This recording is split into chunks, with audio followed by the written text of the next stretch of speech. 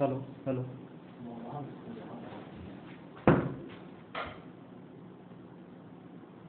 Hello hello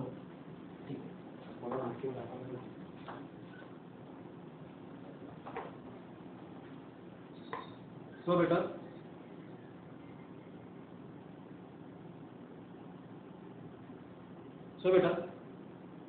next हमारा question है you have to find the number of positive integral solution. Number of positive integral solution. देखते हैं कैसे करेंगे हम लोग। मान लेते हैं अगर पहले मेरे पास है कुछ भी, मैं एक क्वेश्चन देना चाहूंगा आपको, let it be k plus m is equal to 10। k plus m is equal to 10। मुझे अगर इसके पॉजिटिव इंटीग्रल सॉल्यूशन निकालने हैं, ठीक है, तो देखने से क्या नजर आ रहा है, या तो k की वैल्यू 1 होगी, 1 प्लस 9 10 हो सकता है हमारे पास, ठीक है बेटे, 2 प्लस 8 10 हो सकता है हमारे पास, 3 प्लस 7 10 हो जाएगा, 4 प्लस 6 10 हो जाएगा, 5 प्लस 5 10 हो जाएगा, 6 प्लस 4 10 हो जाएगा, 7 प्लस 3 10 हो जाएगा, 8 प्लस 2 10 हो जाएगा, 9 प्लस 1 10 हो जाएगा। 0 10 नहीं ले रहा क्योंकि मुझे अभी निकालना है पॉजिटिव इंटीग्रल सॉल्यूशन। ध्यान से देखा जाए, अगर ऐसा कोई भी अगर सिंपल सा क्वेश्चन अगर मेरे पास आता है 10 अगर है, उसका सॉल्यूशन कितने हैं, 1 2 3 4 5 6 7 8 9, जो भी यहाँ पर था उससे एक कम सॉल्यूशन थे पॉजिटिव। यानी कि अगर मैं ध्यान देखेंगे, अगर ऐसा कुछ होता k plus m is equal to 4, मुझे अगर पॉजिटिव इंटीग्रल सॉल्यूशन निकालने हैं, क्या आएगा, 1 प्लस 3 आ जाएगा, 2 प्लस 2 आ जाएगा, 3 प्लस 1 आ जाएगा, ठीक है ना बेटे। ये जितना भी यहाँ पर था उससे कम आ जाएगा हमारे पास। वैसे मैं धीरे धीरे कॉम्बिनेटोरिक्स वाले चैप्टर में भी आपको धीरे धीरे बताऊंगा कि और तरीका कैसे निकालते हैं, ठीक है। अभी हल्का सा समझाने के लिए, क्योंकि कुछ बच्चे पहली बार कर रहे हैं, तो बताना चाहता हूँ कि ऐसा कुछ भी अगर प्रश्न अगर आ जाता है कि यहाँ पर जितना भी है हमारे उससे कम सोल्यूशन रहेंगे, ठीक है। इसका थोड़ा सा एप्लीकेशन बताता हूँ कि मैं ये सारी चीज़ें क्यों बता रहा हूँ, ठीक है। यानी कि मैं ये कहना चाह रहा हूँ कि अगर कभी भी अगर आपको ऐसा पूछा जाए कि x plus Y is equal to n, मुझे पॉजिटिव इंटीग्रल सॉल्यूशन चाहिए हो, पॉजिटिव इंटीग्रल सॉल्यूशन फिर कितना हो जाएंगे, n माइनस 1, जितना भी यहाँ पर लिखा हुआ था उससे कम, ठीक है। अगर बात आती है मेरे पास नॉन नेगेटिव इंटीग्रल सॉल्यूशन की, नॉन नेगेटिव इंटीग्रल सॉल्यूशन का मतलब क्या है, नेगेटिव नहीं होना चाहिए, यानी 0 और पॉजिटिव, ठीक है राजेश। अगर इसी के अंदर मान लेते हैं मैं बात करता हूँ k plus m is equal to 4 होता और मुझे अगर नॉन नेगेटिव इंटीग्रल सॉल्यूशन निकालने होते यानी नेगेटिव नहीं होने चाहिए, ठीक है, तो क्या हो जाएगा, 0 प्लस 4 हो जाएगा बेटे, 1 प्लस 3 था हमारे पास, 2 प्लस 2 आ जाएगा, 3 प्लस 1 आ जाएगा, 4 प्लस 0 आ जाएगा ना बेटे। यानी पहले जितने सोल्यूशन थे उसमें ये दो सोल्यूशन और ऐड हो जाएंगे, यानी जितना भी यहाँ पर दे रखा है 4 उससे एक एक्स्ट्रा हो जाएगा, 5 सोल्यूशन हो गए हमारे पास, समझ आए। ऐसे अगर मुझे इसके अंदर k plus m is equal to 10 के अंदर अगर नॉन नेगेटिव इंटीग्रल सॉल्यूशन निकालने होते, ठीक है बेटे, तो k plus m is equal to 10 में एक सोल्यूशन ये भी आ जाता, 0 प्लस 10 इज इक्वल टू 10 हो जाता हमारे पास, और एक सोल्यूशन मेरे पास ये भी आ जाता, 10 प्लस 0 इज इक्वल टू 10। यानी कि पहले हमारे पास 9 सोल्यूशन थे, अभी दो सोल्यूशन हमारे पास ऐड हो गए, यानी k plus m is equal to 10 अगर दे रखा था, तो मुझे अगर number of non negative integral solution निकालने होंगे, ठीक है, तो इसके number of non negative integral solution कितने हो गए थे, 11, यानी कि इससे एक ज़्यादा, ठीक है बेटे। यानी कि कभी भी अगर मुझे x plus Y is equal to n है, पॉजिटिव इंटीग्रल सॉल्यूशन निकालना है तो एक कम हो जाएगा, ठीक है। इसके अगर मुझे नॉन नेगेटिव इंटीग्रल सॉल्यूशन निकालने हैं तो x plus Y is equal to n के नॉन नेगेटिव इंटीग्रल सॉल्यूशन हो जाएंगे n प्लस 1, ठीक है। इसके नॉन नेगेटिव इंटीग्रल सॉल्यूशन हो जाएंगे हमारे n प्लस 1, जितना भी यहाँ पर दे रखा है उससे ज़्यादा हो जाएगा। समझ है, दो बातें मैंने बताई कि x plus Y is equal to n है, पॉजिटिव इंटीग्रल सॉल्यूशन निकालने हैं तो n माइनस 1 हो जाएंगे, नॉन नेगेटिव इंटीग्रल सॉल्यूशन निकालने तो एक ज़्यादा हो जाएगा, यानी n प्लस 1 हो जाएगा। आप देखते हैं इसका सॉल्यूशन हम कैसे यूज़ करते हैं, ठीक है बेटे।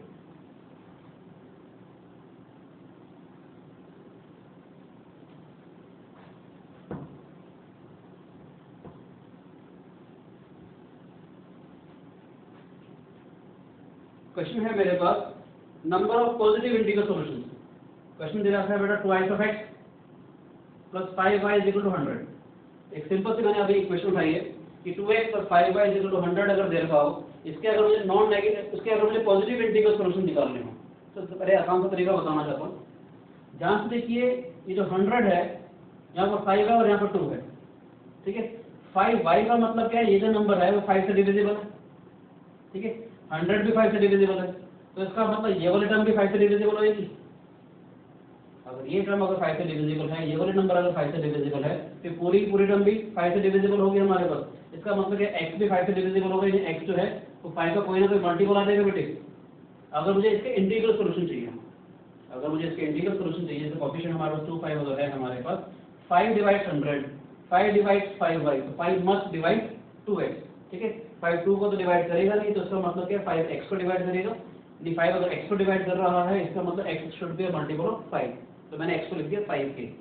ऐसे मैं कहना चाह रहा हूँ, ये जो टर्म है वो इवन है 2x, ये टर्म भी इवन है, ठीक है। तो इसका मतलब ये भी इवन होनी चाहिए, यानी ये 2 जो है इसको डिवाइड कर रहा है, 2 इसको डिवाइड कर रहा है, 2 5y को डिवाइड करेगा, मगर 2 5 को तो डिवाइड करता नहीं, तो इसका मतलब क्या है 2 y को डिवाइड करेगा। 2 डिवाइड y का मतलब क्या है, y is a multiple of 2, ठीक है बेटे। तो y को हम लिखेंगे 2m, y must be a multiple of 2, ठीक है। तो the question reduces to 2 into 5k plus 5 into 2y of m is equal to 100। ये क्या हो जाएगा बेटे, 10k plus 10m is equal to 100, that is k plus m is equal to 10। अभी हमने पढ़ा था थोड़ी देर पहले कि k plus m अगर 10 अगर हो तो पॉजिटिव इंटीग्रल सॉल्यूशन कैसे निकालते हैं।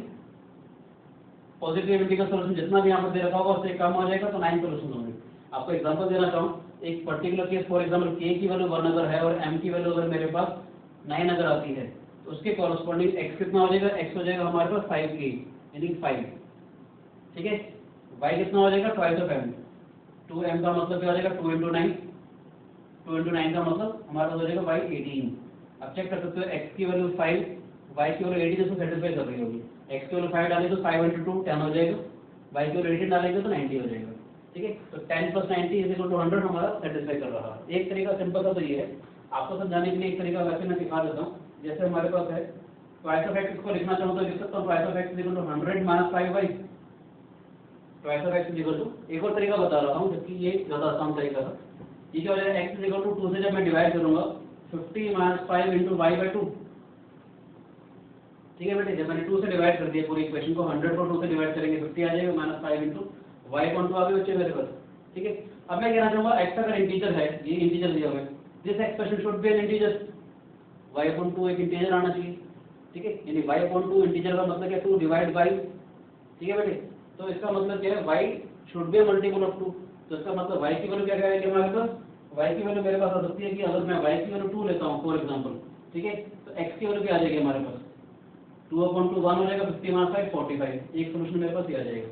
y की वैल्यू अगर मान लेते हैं मैं 4 लेता हूँ, ठीक है बेटे, तो 4 अपॉन में 2 कितना हो जाएगा हमारे पास, 2, 5 into 2 10, 50 माइनस 10 x हो जाएगा मेरे पास 40, ठीक है। ध्यान से देखिए, अगर मैं ऐसे करता चला जाता हूँ, y की वैल्यू मैंने ली 6, ठीक है राजेश, 15 हो जाएगा, x कितना हो जाएगा हमारे पास 35। ज़्यादा से ज़्यादा x जो है नेगेटिव तो होना नहीं चाहिए, क्योंकि मुझे पॉजिटिव इंटीग्रल सॉल्यूशन चाहिए। अगर देखें आपको 5 5 5 कम होता चला जा रहा है, 2 2 2 बढ़ता चला जा रहा है, तो अगर x 5 अगर आएगा मेरे पास, ठीक है, ये कैसे आएगा हमारे पास, y की वैल्यू मैं रखता हूँ यहाँ पर 5 कब आएगा, यहाँ पर x 5 कब होगा जब 45 बनेगा, ठीक है ना। 45 कब बनेगा जब y 9 होगा, नहीं 9 कब होता है 40, हमारा y 18 आ जाएगा, ठीक है बेटे। 18 अपॉन 2 इज 9, 9 into 5 45, तब हमारे पास ये आ जाएगा। देखा जाए तो वैल्यूज y की कौन से आ रही है, 2 4 6 18, यानी 2 into 1 आ रहा है, 2 into 2 आ रहा है, 2 into 3 आएगा, up to so on 2 into 9 तक आएगा। तो 9 पॉसिबल वैल्यूज के कॉरस्पॉन्डिंग मुझे x की भी 9 पॉसिबल वैल्यूज मिल जाएंगी, यानी ये वाले सारे के सारे हमारे पास इंटीग्रल पॉजिटिव इंटीग्रल सॉल्यूशन मिलेंगे इस इक्वेशन के, 2x + 5y = 100। इसको मैंने आराम से ऐसे समझाया, ठीक है। नेक्स्ट क्वेश्चन करते हैं, आपको थोड़ा और अच्छा लगेगा, ठीक है।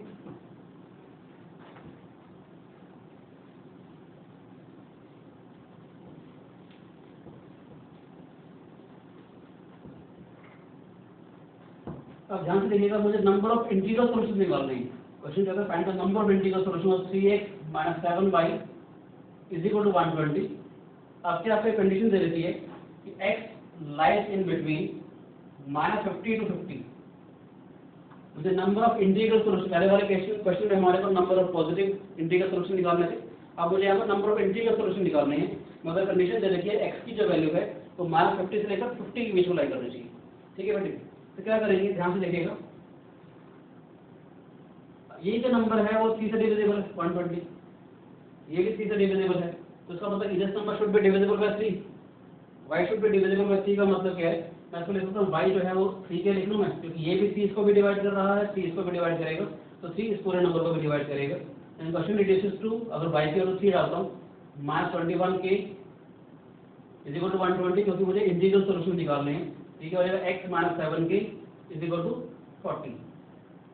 ठीक है बच्चे, हमारे पास कोई शिकायत? अब x किसके बराबर हो जाएगा, x comes out to equal to 40 + 7k, where k is integer, मुझे इंटीग्रल सॉल्यूशन निकालने थे। कंडीशन क्या दे रखी है, condition is x must lies in between -50 to 50। ठीक है, तो इसको हम लिख सकते हैं 40 + 7k should lies in between -50 to 50। सो थोड़ा सिंप्लीफाई कर लें, 40 सबसे सब्ट्रैक्ट कर देते हैं तो -90 less than 7k less than 10 आ जाएगा बेटा हमारे पास, 7 से अगर डिवाइड करेंगे हम लोग। ठीक है, तो k लाइज इन बिटवीन, इसको -90/7 लेस देन 10/7। ठीक है, सिंप्लीफाई करेंगे तो आ जाएगा -12.8 less than k less than 1 point something. k की जो वैल्यू है, k should be N integer, तो -12.8 से बड़ा कौन सा नंबर होगा बेटा हमारे पास, k should lies in between -12 to 1। ठीक है, तो टोटल पॉसिबल सॉल्यूशन कितने हो जाएंगे, 12 तो ये हो जाएंगे, एक 0 और एक 1 हो जाएगा हमारे पास, तो 14 इंटीग्रल सॉल्यूशन हो जाएंगे।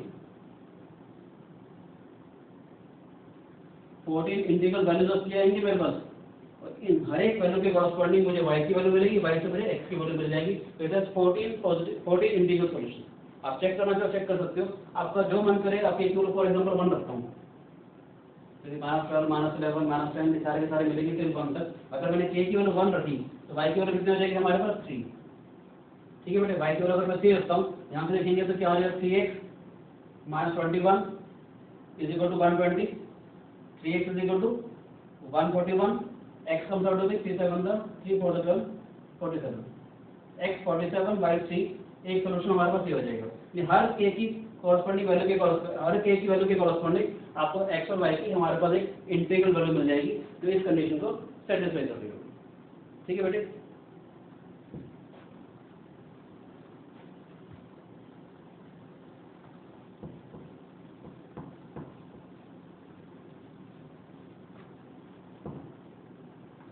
नेक्स्ट क्वेश्चन है हमारे पास, find the number of integral pairs of xy, integral pair xy such that x square y is equal to 1200। ठीक है बेटे, तो मुझे xy इंटीग्रल पेयर्स निकालने जो इसको सेटिस्फाई कर रहे हैं, यानी कि इसके इंटीग्रल सॉल्यूशन मुझे निकालने हैं। यहाँ फायदा क्या है, पहले हम 1200 की प्राइम फैक्टराइजेशन कर देते हैं। 1200 की अगर प्राइम फैक्टराइजेशन करूंगा, 2⁴ into 3 into 5 का स्क्वायर, 100 आ रहा है 1200, 12 की फैक्टराइजेशन 2² into 3 into 100 का मतलब 2² 5², ये आ जाएगा हमारे पास। ठीक है बेटे, अब ध्यान से देखिएगा, ये x² है, x² is a perfect square, x² should be a perfect square. तो x² वैल्यू के लिए जो परफेक्ट स्क्वायर आ रहे हैं, परफेक्ट स्क्वायर का मतलब कि हमने फैक्टर्स वाले चैप्टर के अंदर पढ़ा था, इसमें से फैक्टर्स के परफेक्ट स्क्वायर कैसे निकालेंगे, जो 2⁻0 के कॉरस्पॉन्डिंग आए, 2² के कॉरस्पॉन्डिंग आए, 2⁻4 के कॉरस्पॉन्डिंग आए, उसके कॉरस्पॉन्डिंग 3⁻0 आए, 5⁻0 आए या 5⁻2 आए। याद है, अगर तो यहाँ पर सिर्फ x into y होता, यहाँ पर अगर सिर्फ x into y होता, मैं इसके फैक्टर के कॉरस्पॉन्डिंग करता। फैक्टर के कॉरस्पॉन्डिंग याद हो तो हमने फैक्टर का चैप्टर में पढ़ा था, 2⁻0 2⁻1 2⁻2 up to 2⁻4 number of factors जब मैंने निकालने का तरीका दिखाया था। मतलब यहाँ पर क्या है, x² is a perfect square, तो मैं कोशिश करूँगा परफेक्ट स्क्वायर कहाँ से आएंगे, परफेक्ट स्क्वायर इनके कॉरस्पॉन्डिंग आएंगे, इसको इससे मल्टीप्लाई करो, किसी से भी इसको किसी से मल्टीप्लाई करो, आपको एक सम मिलेगी जो परफेक्ट स्क्वायर रहेगी। ठीक है, तो कितने पॉसिबल वेज हो जाएंगे हमारे पास, 3 into 1 into 2, 6 पॉसिबल वेज हो जाएंगे हमारे पास x² जाने के। फॉर एग्जाम्पल मैं सिखा देता हूँ, आप किसी को किसी से मल्टीप्लाई करो। फॉर एग्जाम्पल मैं इसको इससे मल्टीप्लाई करता हूँ, 2² into 3⁻0 into इसको करना चाहो इसको कर दो, इसको करना चाहो इसको कर दो, मान लेते 5² कर लेता हूँ, 4 into 25 कितना हो जाएगा, 100 हो जाएगा। x² इज इक्वल टू अगर 100 है हमारे पास फॉर एग्जाम्पल, तो y कितना हो जाएगा हमारे पास 12। ठीक है बेटे, मैंने एक पर्टिकुलर केस ले लिया, कोई भी मान लेते हैं यहाँ ले लिया, into 1 into this ले लिया, इनके टोटल पॉसिबल 6 केसेस होंगे जिससे मुझे एक्स स्क्वायर की वैल्यू मिलेगी because it becomes a perfect square. ठीक है, अगर एक्स स्क्वायर अगर मेरे पास 100 बनेगा, अगर यहाँ डालूंगा तो वाई की वैल्यू मेरे पास 12 आ जाएगी, तो ये वन ऑफ द सोल्यूशन। तो इसके हिसाब से आपको नजर आ रहा होगा 6 सोल्यूशन है, मगर कहानी क्या है यहाँ पर कि एक्स स्क्वायर अगर 100 है, इसके कॉरस्पॉन्डिंग एक्स की तो हमारे पास प्लस माइनस में 2 पॉसिबल वैल्यूज हो सकती है ना बेटे। एक्स की जो वैल्यू 10 रखूंगा, 10 का स्क्वायर भी 100 इंटू वाई की कोई 12 आ जाएगा हमारे पास। मतलब मैं कहना चाह रहा हूँ 10 कॉमा 12 भी तो सोल्यूशन होगा इसका, और माइनस 10 कॉमा 12 भी तो सोल्यूशन होगा ना बेटा। क्वेश्चन क्या कहता है, नंबर ऑफ इंटीग्रल पेयर्स निकालने हैं मुझे, यानी एक्स की वैल्यू अगर मैं 10 रखता हूँ, 10 स्क्वायर 100 इंटू 12 तब भी हमारे पास 100 आ जाएगा। एक्स की वैल्यू अगर मैं माइनस 10 रखता हूँ तो माइनस 10 का स्क्वायर 100 इंटू 12 तब भी इसका सोल्यूशन आ जाएगा। ठीक है बेटे, तो एक्स स्क्वायर के यानी कि इसके फैक्टर्स के परफेक्ट स्क्वायर होने के 6 केसेस हैं, उसके कॉरस्पॉन्डिंग हर 6 फैक्टर के कॉरस्पॉन्डिंग एक्स की 2 वैल्यूज मिल जाएंगी। ठीक है, तो मगर एक्स स्क्वायर की एक वैल्यू के कॉरस्पॉन्डिंग वाई की तो हमेशा एक ही वैल्यू मिलेगी। एक्स स्क्वायर जो मर्जी जो जितने पॉसिबल वैल्यूज एक्स स्क्वायर के आएंगे उनके कॉरस्पॉन्डिंग वाई की तो एक ही वैल्यू मिलेगी ना, तभी तो 1200 बनेगा हमारे पास। ठीक है, तो positive, so total possible integral pairs कितने हो जाएंगे बेटा हमारे पास, टोटल पॉसिबल इंटीग्रल पेयर्स हो जाएंगे 6 इंटू 2 12। जब भी एक्स स्क्वायर हमारे पास बनेगा, मैंने एक एग्जांपल दे दिया, दूसरा एग्जांपल देखना चाहो तो देख सकते हो। मान लेते हैं मैंने 2 0 लिया या 3 0 ले लिया इंटू 5 0 ले लिया फॉर एग्जांपल, तो इसका मतलब 1 हो गया ना ये। इसका मतलब ये एक्स स्क्वायर अगर 1 अगर है तो वाई मेरे पास कितना हो जाएगा 1200। एक्स स्क्वायर 1 का मतलब एक्स की वैल्यू प्लस माइनस 1। ठीक है बेटे, यानी कि एक पॉसिबल सॉल्यूशन क्या हो जाएगा 1, 1200, दूसरा सॉल्यूशन हो जाएगा माइनस 1, 1200। समझ आया बेटे? यदि और भी देखना चाहते हो देख सकते हो। मान लेते मैंने लिया 2 स्क्वायर इंटू 3 स्क्वायर इंटू 5 2 या ये ले लेते हैं 2 raise to power 4 into 3 raise to power 0 into 5 का स्क्वायर फॉर एग्जांपल। कुछ भी पॉसिबल जिनके कॉरस्पॉन्डिंग आएगा। 16 इंटू 5 80 इंटू 5 400। ये एक्स स्क्वायर अगर मेरे पास 400 है, अगर एक्स स्क्वायर 400 है तो वाई कितना हो जाएगा 3। मगर एक्स स्क्वायर अगर 400 है तो x can be plus minus 20, यानी कि इसका सॉल्यूशन क्या हो जाएगा हमारे पास 20,3 एंड माइनस 20,3। समझ आया? तो टोटल इसके 12 पॉसिबल इंटीग्रल सॉल्यूशन होंगे जो इसको सेटिस्फाई कर रहे होंगे। ठीक है बेटे,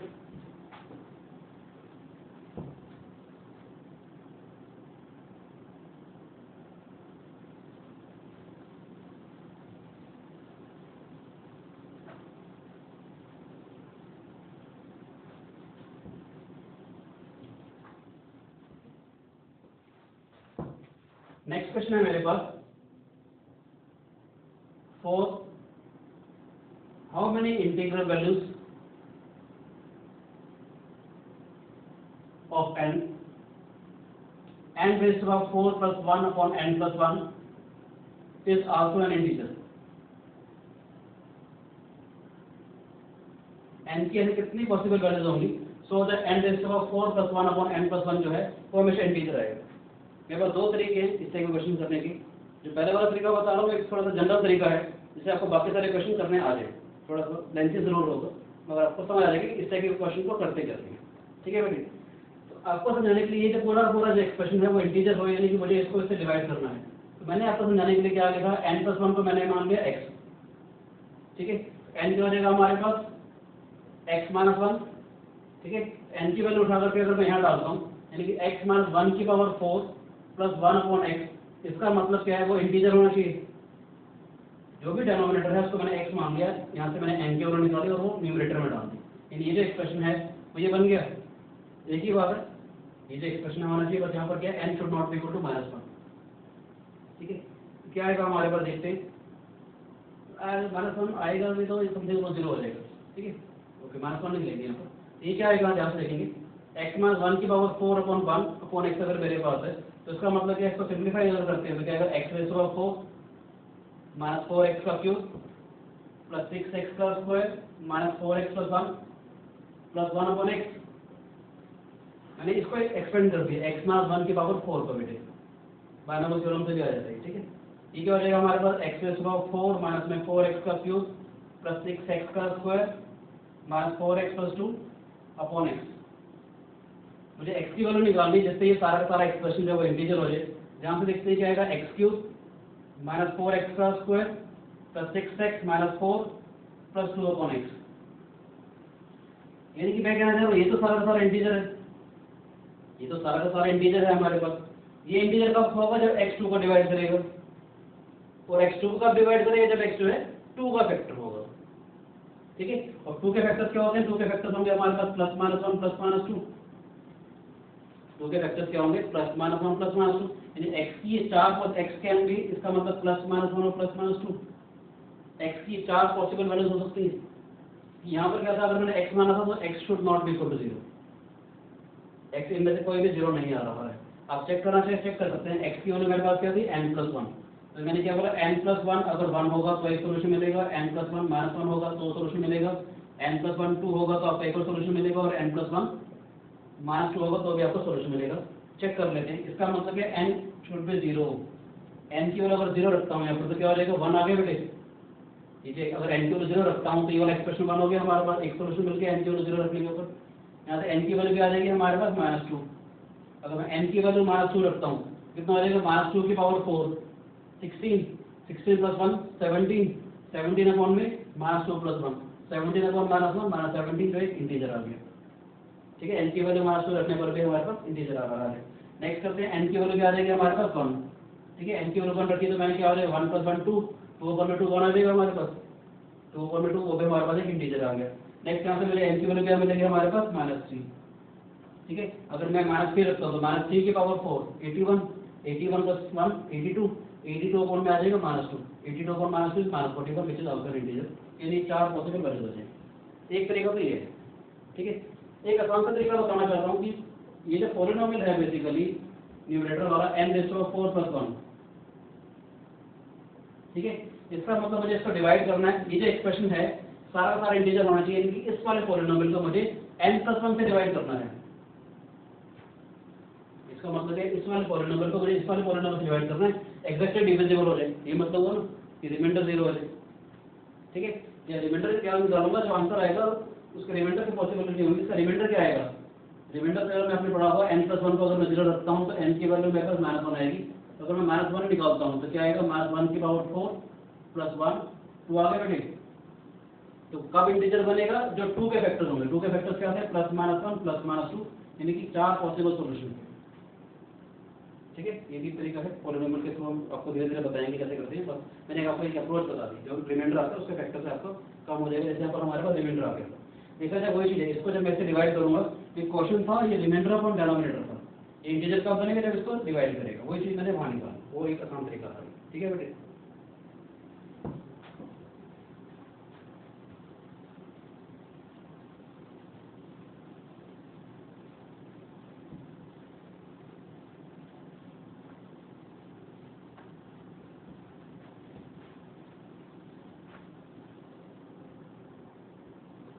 अब एक बड़े से चीज दिखाते हैं, मैंने कहा था x + y = अगर मेरे पास 10 था फॉर एग्जांपल, अगर मैं आपको ग्राफिकली समझाऊं तो x + y = 10 का जो ग्राफ है वो ये बनता है कि 10 यूनिट यहाँ पर आ जाएगा, 10 यूनिट यहाँ पर आ जाएगा, ये क्या हो जाएगा 10,0, इसके अकॉर्डिंग हो जाएगा 0,10, ठीक है। अगर मैं इसके नॉन नेगेटिव इंटीग्रल सॉल्यूशन निकाल रहा था तो हमारे पास क्या आएगा 0,10, एक आ गया था 1,9, 2,8, 3,7, करते करते ऐसे कुछ आ गया था 9,1 और 10,0, 4,6, 6,4, ठीक है बेटे। ये सारे हमारे पास सॉल्यूशन आ गए थे। यदि अगर x + y = 10 अगर मेरे पास हो तो इसके 11 नॉन नेगेटिव इंटीग्रल सॉल्यूशन आए थे हमारे पास। x + y अगर 10 था मेरे पास तो इसके 11 नॉन नेगेटिव इंटीग्रल सॉल्यूशन आए थे मेरे पास, ठीक है बेटे। तो क्या आएगा हमारे पास, ध्यान से देखते हैं कि अगर मेरे पास क्वेश्चन अगर आ जाए mod x + mod y = 10, तो mod x + mod y = 10 अगर होता है हमारे पास तो क्या कहते हैं हमारे पास 4 इक्वेशन बनेंगे। एक आ जाएगा x + y = 10, एक हो जाएगा x - y = 10, एक हो जाएगा -x + y = 10, एक हो जाएगा -x - y = 10, ठीक है। अगर मैं आपको ग्राफिकली अगर बताऊं तो होगा क्या, बेसिकली देखा जाए x + y = 10 का तो ये ग्राफ था हमारे पास 11 सॉल्यूशन थे। अगर मैं नॉन नेगेटिव इंटीग्रल सॉल्यूशन के बारे में अगर बात कर रहा हूं तो इट हैज 11 सॉल्यूशन, ठीक है। नॉन नेगेटिव तो नेगेटिव नहीं होना चाहिए, 0 और पॉजिटिव सॉल्यूशन के बारे में। अगर मैं इसमें बात करता हूँ x - y = 10 के मुझे अगर सॉल्यूशन निकालने हो, ठीक है, x - y = 10 के सॉल्यूशन का मतलब x पॉजिटिव है y नेगेटिव आएगा हमारे पास, इसका मतलब ये जो ग्राफ बनेगा वैसे आएगा हमारे पास, ठीक है बेटे। ऐसे ही -x + y का जो ग्राफ बनेगा हमारे पास वो ये वाला ग्राफ बन जाएगा। यदि 11 सोल्यूशन इसके थे, 11 इसके थे, ऐसे 11 ये वाले सोल्यूशन बनेंगे हमारे पास, और इसका बनेगा ये, सॉरी ये बनेगा -x - y = 10 का ग्राफ, और ये हो जाएगा -x + y, ठीक है, -x + y का ग्राफ बनेगा। ठीक है, देखा जाए तो 11 सोल्यूशन ऐसे, 11 सोल्यूशन ऐसे, 11 सोल्यूशन ऐसे, 11 सोल्यूशन ऐसे, अगर ऐसा करने से क्या है, ये 4 सोल्यूशन हमारे पास कॉमन आ गए थे। ठीक है, देखा जाए तो क्या था सोल्यूशन हमारा 4 × 11 44 से, मगर ये 4 सोल्यूशन सब में आ गए थे तो -4 करूंगा हमारे पास, तो 44 - 4 40 हमारे पास सोल्यूशन आ जाएंगे इसके। mod x + mod y = 10 अगर मेरे पास हो तो नंबर ऑफ इंटीग्रल पेयर जो इसको सेटिस्फाई करते हैं, मैंने कहा नंबर ऑफ इंटीग्रल पेयर जो इसको सेटिस्फाई करेंगे, ठीक है, तो क्या आ जाएगा हमारे पास 40 आ जाएगा। इसको अगर मैं थोड़ा सा जनरलाइज करूं, जनरलाइज करने का मतलब क्या है, अगर मेरे पास ऐसा कुछ आ जाता कि mod x + mod y = n, अगर मेरे पास आ जाता mod x + mod y = n, देखा जाए अगर ये n अगर है इट है n + 1 सॉल्यूशंस, ठीक है बेटे, ऐसे इसके कितने हो जाएंगे, n + 1 यहाँ पर सॉल्यूशन आ जाएंगे, n + 1 यहाँ पर सॉल्यूशन आ जाएंगे, और n + 1 यहाँ पर सॉल्यूशन आ जाएंगे, तो टोटल सॉल्यूशन कैसे हो जाएंगे हमारे पास 4 × n + 1। मगर ऐसा करने से इस 4 सॉल्यूशन को बना लेते हैं हमारे पास, ठीक है, तो हम एक बार हटा देंगे, क्योंकि ये वाला जो सॉल्यूशन था वो दोनों में आ गया था, यानी ये वाला सॉल्यूशन मैंने 2 बार काउंट किया, ये वाला सॉल्यूशन भी मैंने इसमें भी काउंट किया था, इसमें भी काउंट किया था, 2 बार काउंट किया, ये वाला सॉल्यूशन भी इसमें भी काउंट किया था, इसमें भी काउंट किया था, ये वाला सॉल्यूशन इसमें भी काउंट किया था, इसमें भी काउंट किया था, ठीक है, सारे के सारे सॉल्यूशन मैंने 2 बार काउंट करे, तो इससे मैंने एक बार सारे के सारे सॉल्यूशन हटा दिए, तो क्या हो जाएगा 4 × n + 1 - 4, यानी कि एग्जैक्ट सॉल्यूशन जिसका जनरल सॉल्यूशन क्या हो जाएगा 4n। यानी कभी भी अगर ऐसी कोई इक्वेशन अगर आती है mod x + mod y = n, मुझे इसके अगर इंटीग्रल सॉल्यूशन निकालने हो तो फॉर्मूला हमारे पास बन जाएगा 4n। ठीक है बेटे, आगे देखते हैं इसका एप्लीकेशन, इसको कैसे हम लोग और यूटिलाइज करते हैं अच्छे तरीके से।